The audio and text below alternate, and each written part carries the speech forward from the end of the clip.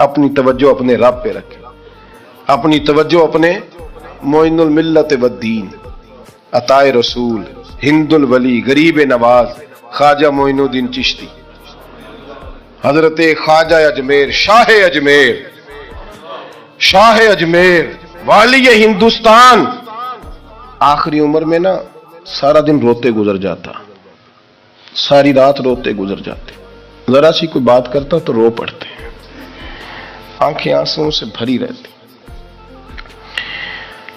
کئی دفعہ آپ نے بھی پریشان ہو جاتے ہیں نا کہ یار تو ایک بات کی جان ہی نہیں چھوڑ رہا، تو خواجہ قطب الدین صاحب بختیار کاکی سے لوگوں نے کہا کہ آپ مرشد سے بات کریں، اتنا بھی تو نہیں نہ رونا چاہیے، ہر وقت اس کے آنسو کی کریے، عاشق دا کام ہی رونا تونا تے بھی نہ رویو نہیں منظوری، یہ عاشق سدا ہی روندا رہندا ہے، پاویں وصل ہوئے تے پاویں دوری، ہر وقت رونے کا کیا مطلب ہے؟ تو خواجہ قطب صاحب کہتے ہیں میں قریب گیا تو میں نے پیر دبائے، میں نے کہا سونیا لوگ تو کچھ بھی نہیں کرتے، تو نے تو کمال کر دیا، 90 لاکھ آدمی مسلمان کر دیا، دنیا کچھ نہیں کرتی، تو نے 50 سال ساری رات مصلے پہ بیٹھ کے رب راضی کیا، تو شہزادہ تھا، حضور کی اولاد تھا، لیکن معین الدین تیرا ایک پلاٹ بھی نہیں، تو نے طالب علم پالے، انہیں غریبوں کو دیا، تو نے نوازا، کوئی شے نہیں تیرے پاس، ہر چیز تو نے، ساری رات روتے ہو، سارا دن روتے ہو۔ تو خواجہ قطب الدین صاحب کہتے ہیں میں نے جب عرض کیا تو خواجہ صاحب مجھے گلے لگا لی، چیخ مار کے روئے، کہنے لگے قطب الدین پتر داڑھی سفید ہو گئی، جانے کا وقت آ گیا، جو تو نے نیکیاں گنوائی ہیں وہ ہیں صحیح میرے پاس، پر یار کی بارگاہ میں پیش کرنے کے قابل ایک بھی نہیں، ایک بھی نہیں، تو بارگاہ تو دیکھ کتنی بڑی ہے، رسول کریم کی بارگاہ میں پیش کرنے کے قابل ان میں سے ایک بھی نہیں، تو آستانہ دیکھ کتنا بڑا ہے، کیا پیش کروں گا، کیا عرض کروں گا حضور کی بارگاہ میں، کس طرح؟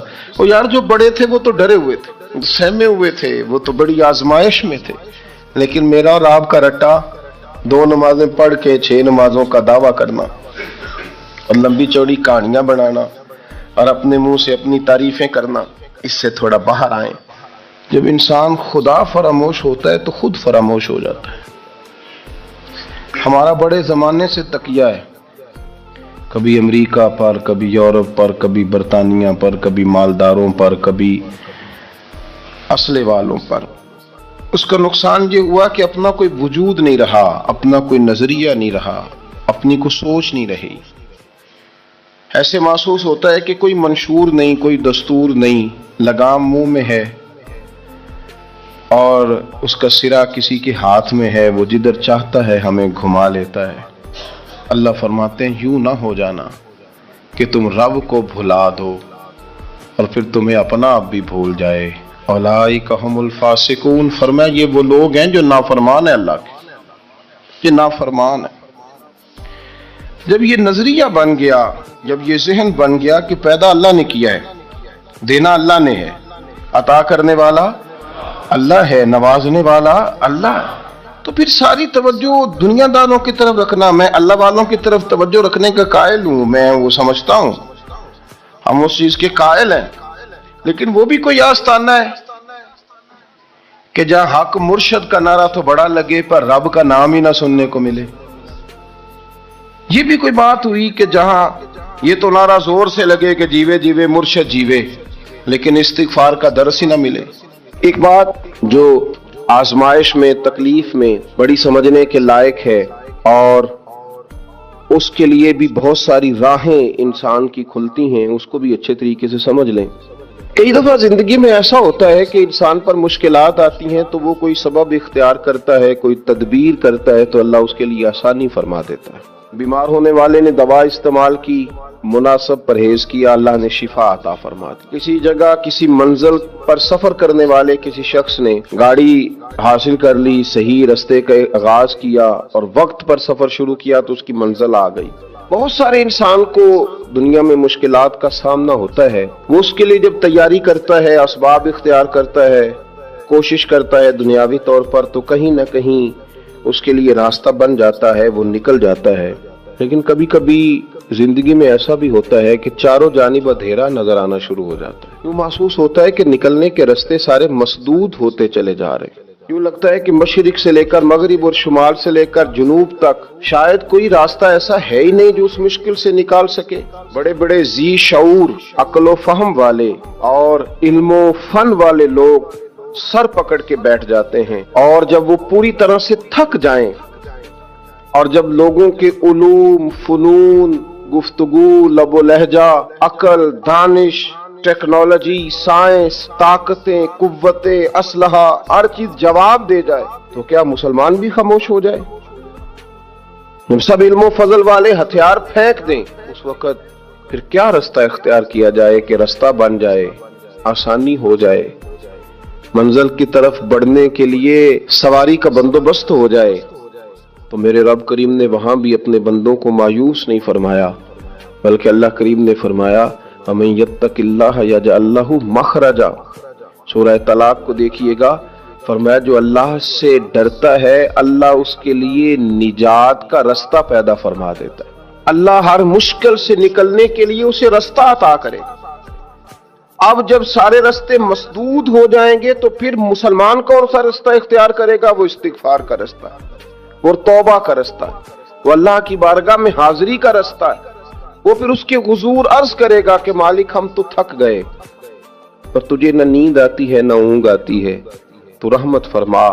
پھر لوگ استغفار کریں گے، پھر اس کی بارگاہ میں حاضری دیں گے، پھر اس کو منائیں گے، اور جب استغفار کا راستہ اختیار کیا جائے گا تو رب فرماتا ہے یجعل لہ مخرجا، میں ہر مشکل سے نکلنے کا راستہ عطا کروں گا، وَيَرْزُقْهُ مِنْ حَيْثُ لَا يَحْتَسِبُ، اور تمہیں وہاں سے روزی دوں گا کہ تمہارا گمان بھی نہیں ہوگا، تم نے سوچا بھی نہیں ہوگا۔ رزق بھی میرا اللہ ہی دیتا ہے، علم بھی اللہ دیتا ہے، رزق بھی۔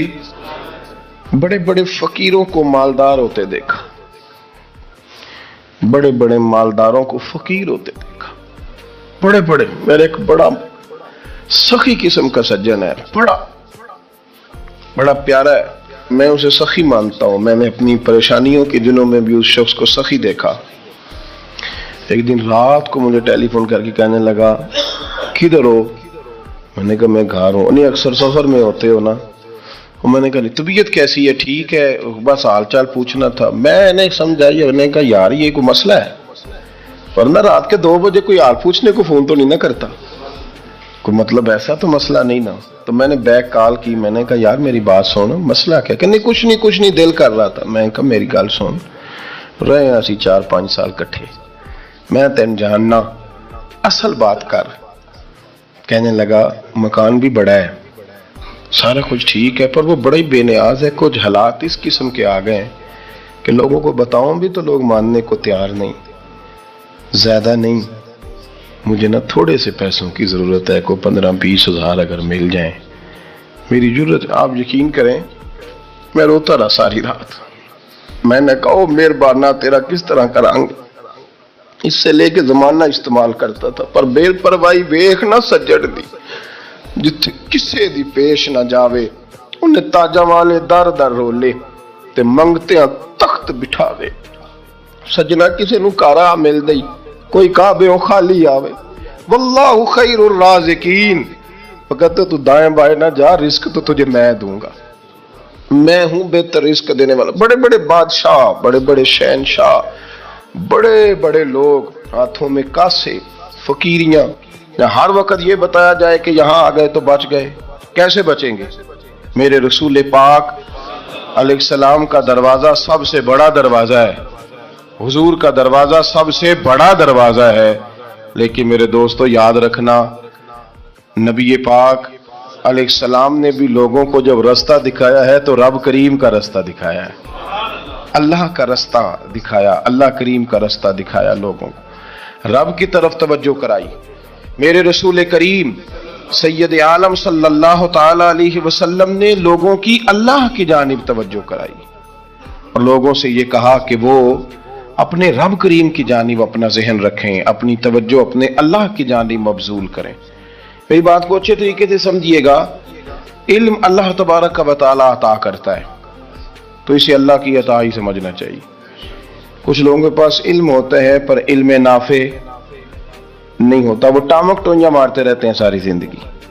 علم کو اللہ کی عطا سمجھیں, اپنی عقل پر اپنے شعور پر زیادہ بھروسہ نہ سمجھیں, نظر اللہ پہ رکھیں. حضرت مولا علی شیر خدا کرم اللہ تعالی وجہہ الکریم سے کسی نے پوچھا تھا بڑا عالم کون ہوتا ہے؟ ہمارے ہاں تو اب وہ والے عالم پائے جاتے ہیں نا اللہ ماشاءاللہ, جو ممبر پہ بیٹھتے ہیں تو دعوے ہی دعوے, ممبر پہ بیٹھتے ہیں تو دعوے ہی دعوے. اس طرح کے عالم ہمارے ہاں پائے جاتے ہیں, وہ ہر بات میں دعویٰ کرتے ہیں میں یہ کر دوں گا, میں وہ کر دوں گا. یہ مزاج علماء کا نہیں. حضرت علی المرتضیٰ سے کسی نے پوچھا بڑا عالم کون ہوتا ہے؟ فرمایا بڑا عالم وہ ہوتا ہے کہ جسے مسئلے کا پتہ نہ ہو تو وہ کہہ دے مجھے نہیں پتا, میں پتہ کر کے بتاؤں گا, غلط بات بیان نہ کرے. امام مالک سے کسی نے کوئی مسئلہ پوچھا تو آپ فرمانے لگے مجھے اس سوال کا جواب نہیں آتا, ہمارے بزرگ سمجھاتے کیا ہے. وہ کہنے لگا آپ اتنے بڑے امام ہیں تو اس سوال کا جواب نہیں آتا. آپ فرمانے لگے اگر مجھے ہر سوال کا جواب آتا پھر تو میں خدا ہوتا, مجھے ہر سوال کا جواب نہیں آتا, مجھے تو اتنا آتا ہے جتنا میرے رب نے مجھے عطا کر دیا ہے. اپنی نظر اللہ پہ رکھیں, نکل آئیں اس معمے سے باہر کہ میں کوئی بلا ہوں, مجھے بڑا پتا ہے, میرے پاس 6 ڈگریاں ہیں, مجھے 10 جگہ پہ تدریس کا شغف حاصل, اس سے نکلیں باہر. قرآن مجید دیکھیے گا اللہ تعالیٰ نے ارادہ قدرت فرمایا کہ میں حضرت آدم کو بناؤں گا, پھر بنانے کے بعد فرمایا فرشتوں سجدہ کرو آدم کو. سب نے سجدہ کیا الا ابلیس ابا واستکبر وکان من الکافرین, سب نے سجدہ کیا سوائے ابلیس کے, اس نے انکار بھی کیا اور تکبر بھی کیا اور کافروں میں سے ہو گیا. تو یہ جب اللہ تعالیٰ نے سجدہ کرایا تو کیسے کرایا؟ اللہ تبارک و تعالیٰ نے نا حضرت آدم کو علم سکھایا خود. وعلم آدم الاسماء کلہا, خود اللہ فرماتے ہیں کہ میں نے جناب آدم علیہ السلام کو تمام اشیاء کے نام سکھائے, سب اشیاء کے نام سکھائے. تو وہ چیزیں پھر میں نے نا اللہ فرماتے ہیں میں نے فرشتوں پہ پیش کی, میں نے کہا کہ بتاؤ ان کے نام کیا ہے. تو فرشتوں نے جو جواب دیا ہے وہ سمجھنے والا ہے. اللہ نے چونکہ خود علم سکھایا تھا حضرت آدم کو, جناب آدم سکھایا تھا لیکن فرشتوں کو نہیں سکھایا تھا. تو اللہ کریم نے فرمایا فرشتوں اب یہ بتاؤ ان چیزوں کے نام کیا ہیں. تو فرشتے کیا کہتے ہیں؟ فرشتے عرض کرتے ہیں قالوا سبحانک لا علم لنا. آپ کبھی یقین کریں اس چیز کی لذت لے تو مزہ آ جائے. کہا قالوا سبحانک, کہنے لگے تو پاک ہے. قالوا سبحانک, کہنے لگے تو, بھئی آدم علیہ السلام کو نام سکھا لیے, پھر فرشتوں کے سامنے وہ چیزیں پیش کر کے کہا ان چیزوں کے نام بتاؤ. تو فرشتے کیا کہتے ہیں؟ کہتے ہیں قالوا سبحانک, تو پاک ہے, لا علم لنا, ہمارے پاس کوئی علم نہیں, الا ما علمتنا, ہمیں تو اتنا پتہ ہے جتنا تو نے ہمیں سکھا دیا, ہمیں تو اتنا پتہ ہے جتنا تو نے ہمیں, لا علم لنا, ہمارے پاس کوئی علم نہیں ہے, اتنا ہی پتہ ہے جتنا تو نے ہمیں سکھا دیا ہے, اس سے زیادہ ہمارے پاس علم. اور یہ کیوں تو نے ہمیں جتنا سکھایا اتنا پتہ ہے. فرشتے یہ نہیں کہتے یا اللہ تو زیادہ سکھا, آدم کو دیا تو ہمیں بھی دے, یہ نہیں فرمایا. فرمایا انک انت العلیم الحکیم, اے اللہ تو علم والا بھی ہے اور حکمت والا بھی ہے, تجھے پتہ ہے کس کو کتنا دینا ہے. جتنا تو نے مناسب سمجھا جناب آدم کو دیا, اور جتنا تو نے بہتر سمجھا وہ تو نے ہمیں عطا فرمایا. ام ربیعہ کہا کرتی تھی, بڑی نیک اور صالح خاتون تھی. وہ کہتی ہیں کہ میں نا بڑے امیر آدمی کی بیوی تھی, اپنے شوہر کے ساتھ چھت پہ بیٹھی تھی تو نیچے فقیر مانگنے والا آیا. اس نے بڑے درد سے صدا کی تو میں نے اپنے شوہر سے کہا کچھ دے دے. کہا دفع کر, ان لوگوں نے دھندا بنایا ہوا ہے. کہتی میں میکے سے بھی بڑا مال لے کے آئی تھی, میرے ماں باپ بڑے امیر تھے, تو میں نے نا چوری اپنے خامد سے نظر بچا کے باتھ روم جانے کے بہانے گئی اور نیچے جا کے 5 دینار میں نے اس فقیر کی ہتھیلی پہ رکھے. کہتے اس نے 5 دینار دیکھے, پھر میری طرف دیکھا تو میں نے اس کی آنکھوں میں آنسو چمکتے دیکھے. کہنے لگے بی بی رب تیرا بھلا کرے, میں 3 دنوں کا بھوکا ہوں. وہ چلا گیا, میں گھر آ گئی. جب باہر آئی تو میرا شوہر کہنے لگا تو اتنی اب اتنی تو تیز ہو گئی ہے اور تو اتنی خود مختار ہو گئی ہے, میرے بغیر پوچھے مال خرچ کرے گی, جا تجھے 3 طلاقیں. कहती मैं बालदार और वजादार बाप की बेटी थी, तलाक लेके घर आई तो मेरा बाप टूट गया, चारपाई पे चला गया। ओहो ये क्या बन गया। कहती बड़ी तकलीफ रही। 1-2 साल के बाद मेरे अब्बा ने मेरी शादी कर दी। अब जिस शौहर के पास गई वो बड़ा नेक था, परहेजगार था, अल्लाह ने बेहतरीन सिला दिया। कहती छत पे बैठी थी, दरवाजे पे फकीर आया, मैंने शौहर से कहा कुछ दे दूं? कहने लगा 5 ना देना, 15 देना, 20 देना, मैं फकीर हूं, मैंने फक्र से दौलत देखी है, इसे खाली ना लौटाना।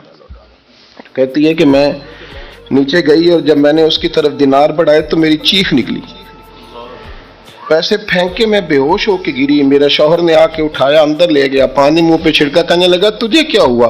कहने लगी ये जो मांगने आया ये मेरा पहला शौहर था, वही था जो कहता था कि तू 5 दिनार दे आइए जा, तुझे 3 तलाके। पढ़ो ना हदीस पाक। मेरे नबी पाक अलैहिस्सलाम ने फरमाया एक बंदा गंजा था, गंजा, कोई तरतीब आगे पीछे हो जाए तो मफहूम के लिहाज से, लेकिन मैं मफहूम उसका वाज़े करता हूं। एक गंजा था, कोई शय नहीं थी, सर पे बाल भी नहीं थे, रोया करता था। अल्लाह ताला ने फरिश्ते को भेजा, तुझे क्या चाहिए? तो कहने लगा बाल आ जाए और थोड़ा माल आ जाए। फरिश्ते ने हाथ फेरा तो बाल भी आ गए, तो बकरियां भी आ गई, लाइनें लग गई, माल ही माल हो गई। दूसरे के पास गया, वो कोड़ा था, उसको जाके कहा क्या चाहिए? कहने लगा शिफा हो जाए और कुछ अल्लाह ताला आसानी कर दे। शिफा भी हो गई, गायें भी दे दी, भैंसें भी दे दी, माल ही माल हो। फिर एक के पास गया, वो अंधा था, तुझे क्या चाहिए? उसने कहा आंखें मिल जाए और कुछ साथ अल्लाह माल दे दे। ऊंट ही ऊंट हो गए। जब बड़ा नवाज दिया तो फिर मालिक ने इम्तिहान लेने का इरादा किया। यारी तेरी सोना है पर आजमाइशां भी तेरियां अग, आजमाइशां तेरियां, सही कह रहा हूं, आजमाइशां तेरियां, यारी तेरी सोना है पर आजमाइशां तेरियां, ये सोना परखिया जावंदा ही पहलो ना लगा दे लग। अल्लाह ने फरमाया आजमाइश करो। सबसे पहले गंजे के पास आए, उसे कहा अल्लाह के रास्ते में कुछ देखा नहीं लगा, मेरे खर्चे ही बड़े, देखो तो सही कितनी मुश्किल में वक्त गुजारता हूँ, हाल ही कोई नहीं। तो उसने कहा मैंने तो सुना है तू गंजा और भूखा नंगा था। कहने लगा मैं तो जद्दी पुश्ती रही से आजम हूं, तुझे किस पागल ने कहा है भाग जा? उसने कहा अच्छा जैसे तू था वैसे ही हो जाए। खेत खलियान उजड़ गए, फिर से गंजा हो गया। हुजूर अलैहिस्सलाम फरमाने लगे, फिर वो उसके पास गया जो कोड़ा था, उसे कहा कुछ दे। कहने लगा खर्चे ही बड़े, अब पूछ लें किसी अमीर आदमी से, कहेगा चक्की के नीचे हाथ है मेरा, मेरे से ज्यादा तो परेशान बंदा ही कोई नहीं। क्या बताऊं आपको, इतना टैक्स है, इतना जुर्माना है, फलानी शय, बड़ा कुछ गिनवाते हैं लोग। उसने कहा मैंने तो सुना तू पहले कोड़ा था। उसने कहा अच्छा दौड़ जा, मैं तो रईस आजम हूं, दादा भी परदादा भी और सारी नस्ल ही। उसने कहा अच्छा जैसे तू था वैसे ही हो जाए। फिर वो गया अंधे के पास और जाके कहा अल्लाह के नाम पे कुछ दे। तो कहने लगा रब के नाम पे? ये खड़े हैं ऊंट जितने तेरे दिल करे ले जा। उसने कहा क्या माना इस बात का? कहने लगा यार तुझे क्या बताऊं, मैं तो अंधा था, मैंने तो कभी दुनिया देखी नहीं थी, फिर उस करीम ने फजल किया तो मुझे बड़ा कुछ दिखाया। मैं क्या बताऊं, मेरा दिल कर रहा है कह दूं कि फिर उसने काबा दिखाया, फिर उसने रोज़ा रसूल दिखाया, फिर उसने रियाजुल जन्ना के सजदे दिखाए, फिर उसने अपने महबूब के दरवाजे की रौनकें दिखाई। उसने बड़ा कुछ दिया, उसने बड़ा नवाजा। मेरे पास तो शायद मैं बदकार पुराना खादम, किसे दर मिली न टोई, एतबासफ यार ने नजर जो की थी, फिर वासफ वासफ ही होई। ये तो उसका करम हुआ। तो ये वो कहने लगा तू अल्लाह के नाम पे जान मांग, मैं वो भी देने को तैयार। मेरे पास तो शय कोई नहीं थी, मुझे तो अपना पता है, मैं तो कोई शय नहीं था, कुछ नहीं था मेरे पास। ये तो उनका करम है कि रुख इनका उधर है, और मुख्तसर सी मेरी कहानी है, ये जो भी है उनकी मेहरबानी है। तो वो कहने लगा मैं भी कुछ लेने नहीं आया था, तेरी आजमाइश ही करने आया था, तेरी इज्जतें भी सलामत रहेंगी, तेरा माल भी सलामत रहेगा, तेरी शिफा भी। अपनी जिंदगी में कभी भी अल्लाह की बारगाह से तवज्जो इधर उधर न करें, छोड़े लोग क्या कर रहे हैं, दुनिया क्या कह रही है, कभी भी اپنی توجہ دائیں. ہمارا یہ مسئلہ بن گیا کہ ہماری سیاست ہے، ہماری دنیا داری ہے، ہم بندوں کو راضی کرنا چاہتے ہیں. ہم دیکھتے ہیں کون کس طرح، اور آپ یقین کریں آپ تھک جائیں گے، بندے راضی نہیں ہوں گے، وہ نہیں راضی ہوتے. آپ ان کو منا کے لائیں گے تو ادھر والے نکل جائیں گے، ادھر کو منائیں گے تو ادھر والے نکل جائیں گے. اس چکر سے باہر آئیں، اس رب کو راضی کریں جو فرماتا ہے ان الذین آمنوا وعملوا الصالحات سیجعل لهم الرحمن ودا. فرمایا تو ایمان لانے کے بعد نیک عمل کر، میں لوگوں کے دلوں میں تیری محبت پیدا کر دوں. رحمان لوگوں کے دلوں میں محبت ڈال دے گا، اللہ لوگوں کے دلوں میں. اپنی نظر ہمیشہ اپنے رب پہ رکھیں. اتنی لمبی چوڑی دنیا داروں سے امیدیں نہ وابستہ کریں. میں نے دیکھا ہے لوگ کاسا لیسی کرتے ہیں، کبھی اس کے دروازے پہ کبھی اس کے دروازے پہ. ان چکروں سے باہر آئیں اور اپنے رب کی بارگاہ کی طرف توجہ کریں. استغفار شوق سے پڑھا کریں، اور اکیلے میں نہ، اکیلے میں. حضرت رئیس المتکلمین مولانا نقی علی خان صاحب رحمۃ اللہ نے لکھا ہے کہ فرعون 500 سال حکومت کر گیا. یہاں تو 5 سال کی حکومت کی پیر لڑکھڑاتے ہیں، 500 سال. فرماتے اصل وجہ یہ تھی کہ دنیا جب سو جاتی تھی نا تو اوپر چادر لے کے تو مصلے پہ بیٹھ جاتا تھا اور ہاتھ باندھ کے کہتا تھا رب تو ہی ہے، میرا پردہ نہ کھولنا، مالک تو ہی ہے، کرم نوازی کرنا، میری پکڑ نہ کرنا. وہ بے ایمان ہو کے اگر 500 سال ہاتھ باندھے تو گزارا کر لیتا ہے، تو ایماندار ہے. پر مسئلہ یہ ہے کہ تو رات کو بکل مار کے ہاتھ نہیں نہ باندھتا، تو منت نہیں کرتا، تو استغفار نہیں کرتا.